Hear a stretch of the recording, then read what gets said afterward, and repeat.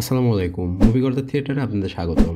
আশা করি সবাই ভালো আছেন। আবার হাজির হলাম মালায়ালাম অ্যাকশন থ্রিলার মুভি 'মার্কো'কে নিয়ে। চারিদিকে শুধু মার্কো আর মার্কো।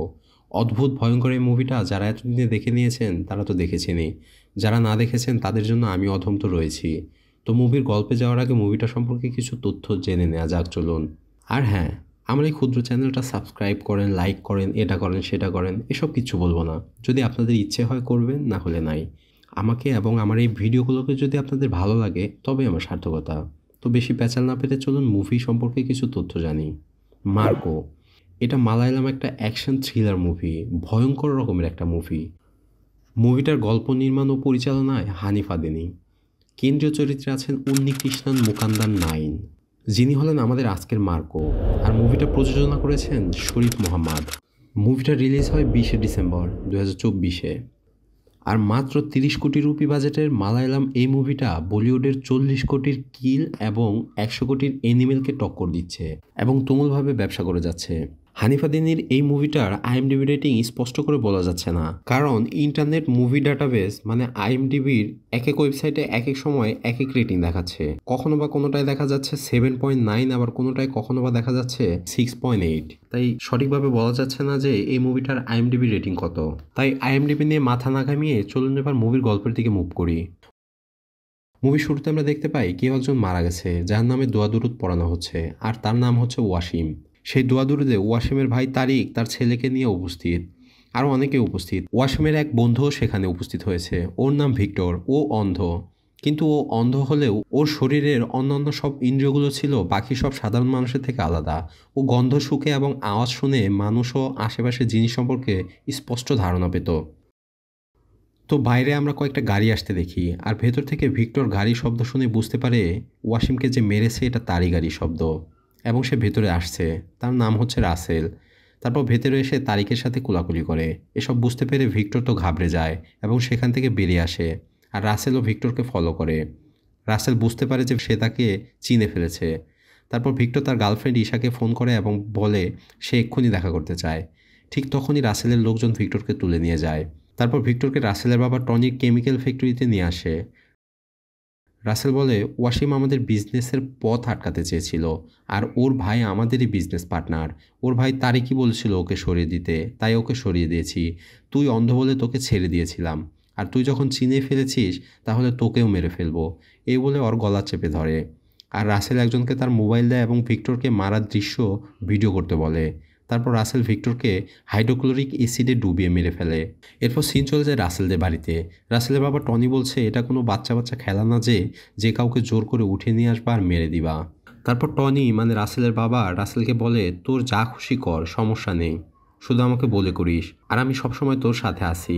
এখানেই সিন শেষ হয়ে যায় এবং পরের সিন চলে যায় নদীর ধারে। সেখানে পুলিশ একটা লাশ উদ্ধার করে, যেটা ছিল ভিক্টরের লাশ। তারপর থানায় আমরা দেখতে পাই ভিক্টরের গার্লফ্রেন্ড পুলিশের সাথে কথা বলছে।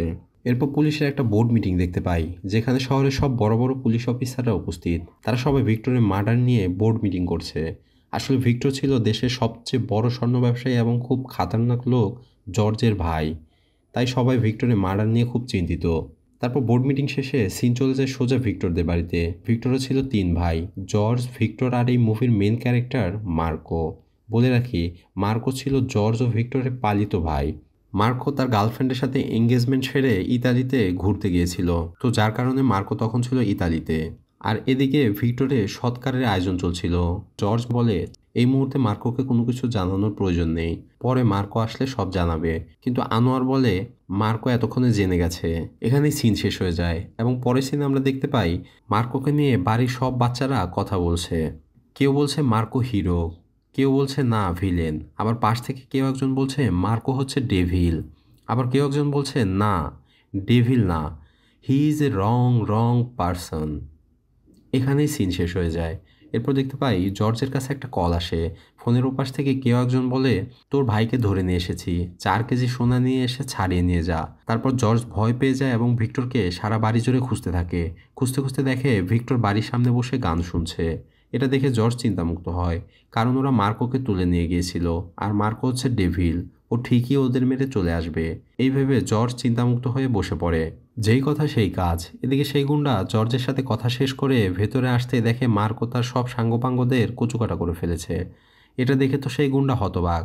তারপর আরও অনেক গুন্ডা মিলে মার্কোকে মারতে আসলে তাদেরকে তুলাধুনা করে দেয়। তারপর সেই গুন্ডাকে বলে, you are dealing with the wrong person. এই বলে সে সবাইকে মেরে তক্তা বানিয়ে ফেলে। এখানেই মার্কোর এন্ট্রি সিনটা শেষ হয়ে যায়। তবে এই এন্ট্রি সিনটা খুব ভালো লেগেছে আমার। আপনাদের কার কেমন লেগেছে যদি মুভিটা দেখে থাকেন অবশ্যই কমেন্টস বক্সে জানাতে পারেন। তারপর দেখতে পাই জর্জদের বাড়িতে তার চাচা আসে এবং সম্পত্তি ভাগ করার কথা বলে।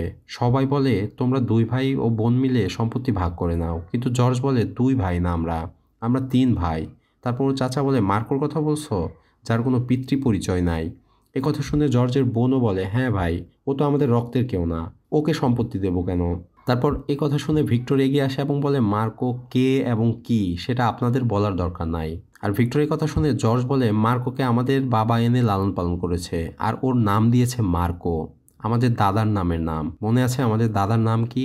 The great Marco. অতএব ও আমাদের ভাই, আর এসব ফয়সলা করার জন্য বাহিরে কাউকে আমাদের দরকার নেই। এখানেই সিন কাট হয়ে যায়। এরপর বেলকনিতে মার্কোকে দেখা যায় বিড়ি খেতে। তারপর ভিক্টর সেখানে আসে এবং মার্কোর মুখ থেকে বিড়ি নিয়ে টানতে থাকে আর বলে, মার্কো, যদি কাল কারো চোখ পায় এবং আমার দৃষ্টি ফিরে আসে তাহলে আমি কাকে আগে দেখতে চাবো জানো? মার্কো বলে, থাক, বলার দরকার নাই, অন্য কারো কথা বললে আমার খারাপ লাগবে। এভাবে 2 ভাই গল্প করতে থাকে আর বিড়ি টানতে থাকে। তারপর সেখানে তাদের বড় ভাই জর্জ এসে ধমক দেয় বিড়ি টানার জন্য। পরবর্তী সিন চলে যায় চার্চে। সেখানে জর্জের বাড়ির সবাই তো আছেই, তার বিজনেস পার্টনাররাও উপস্থিত ছিল আর জর্জ সবার উদ্দেশ্যে কথা বলছে। এমন সময় মার্কো সেখানে আসে এবং পোডিয়ামে এসে বলে, আমার ভাইকে যে মেরেছে তাকে ছাড়বো না। ওর কথা শুনে সবাই অবাক হয়ে যায়। পরে বাসায় এসে জর্জ মার্কোকে বলে, চার্চে কেউ এসব কথা বলে নাকি?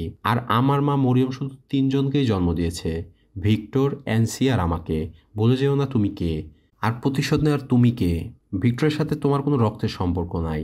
উত্তরে মার্কো বলে, ভিক্টর আমার ভাই, যে যাই বলুক আমি প্রতিশোধ নেবই। আর তুমি আমার বড় ভাই, এনসি আমার বোন, ভিক্টর আমার ছোট ভাই। কেউ যদি তোমাদের কিছু বলে আমি ছেড়ে দেব না।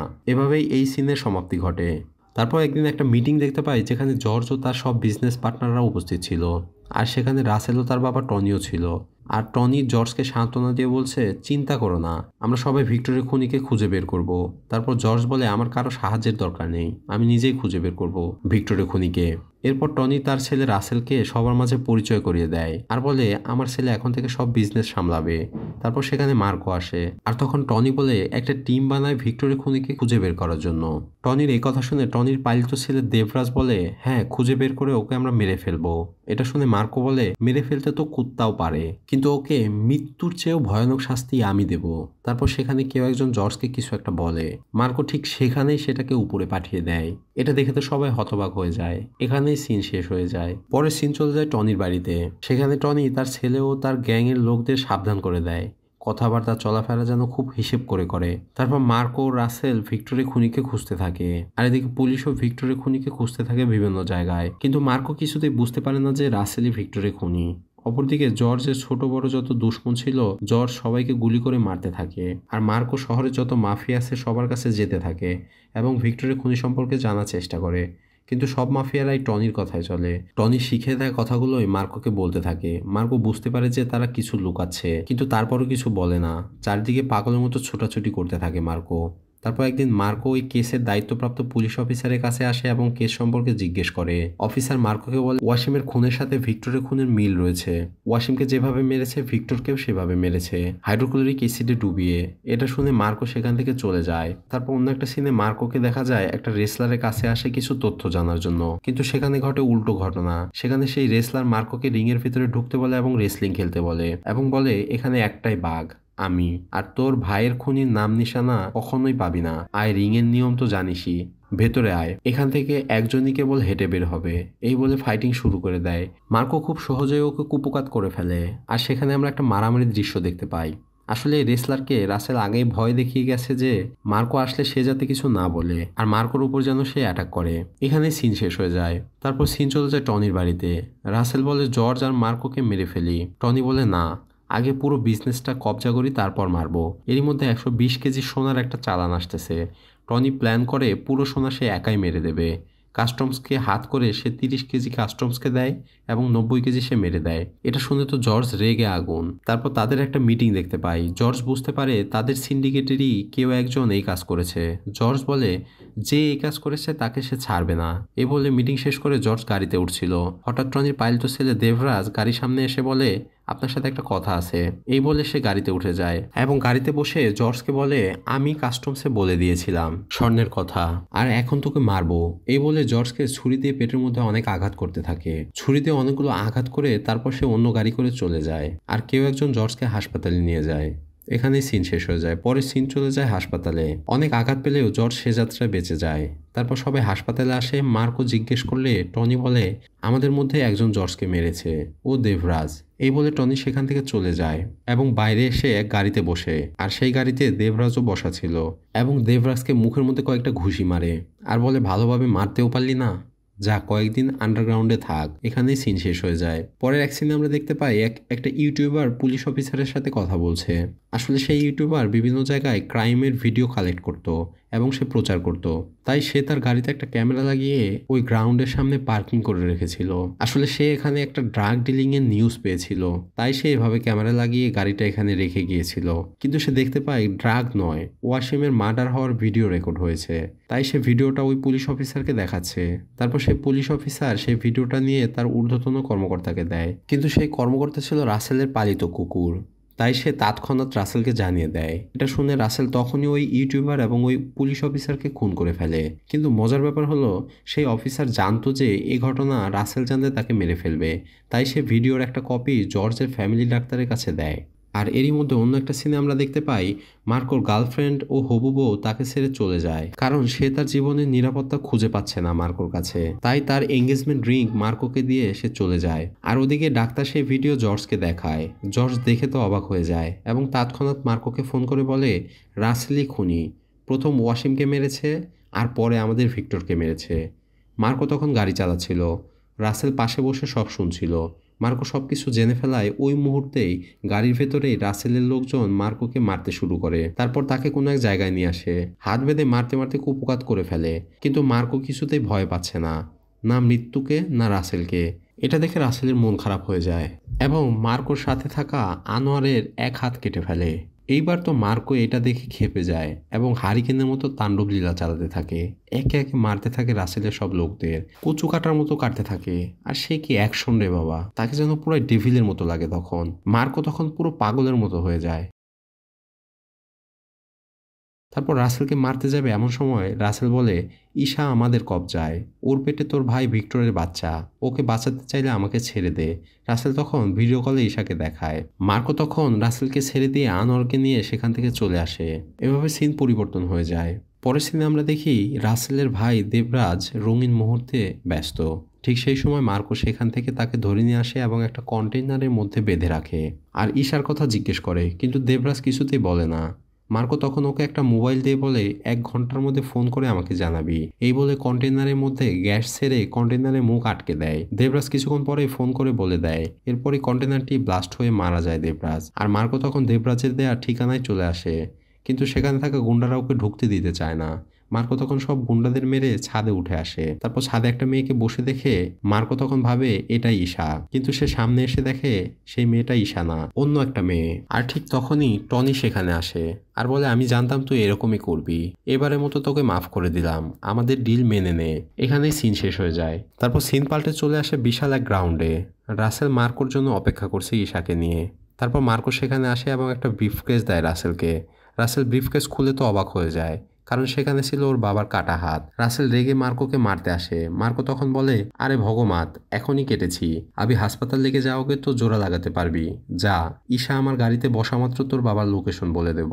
রাসেল তখন ঈশাকে ছেড়ে দিতে বাধ্য হয়। তারপর মার্কো তখন ঈশাকে নিয়ে সেখান থেকে চলে আসে এবং রাসেল তার বাবাকে বাঁচাতে মার্কোর দেওয়া লোকেশনে চলে যায়। রাসেল সেখানে গিয়ে দেখে মার্কো তার বাবাকে এমনভাবে বেঁধে রেখেছে যে দরজা খুলে তারা কোনোভাবেই ঢুকতে পারছিল না, কারণ মাথার উপর হাইড্রোক্লোরিক অ্যাসিড, সামনে বন্দুক তাক করা আর চেয়ারের নিচে বম, আর এসবই দরজা খোলা মাত্র অ্যাক্টিভ হয়ে যাবে। তারপর রাসেল জানালা ভেঙে সেখানে ঢুকে প্রথমে মাথার উপর থেকে অ্যাসিড সরায়, তারপর সামনে তাক করা বন্দুকটা খুব সাবধানে সরাতে পারলেও কেউ একজন দরজা খোলা মাত্র চেয়ারের নিচে থাকা বম অ্যাক্টিভ হয়ে যায় আর সেটা আর সরাতে পারে না। আর তারা দৌড়ে সেখান থেকে বেরিয়ে যেতেই বোম ব্লাস্ট হয়ে টনি মারা যায়। এখানেই সিন শেষ হয়ে যায়।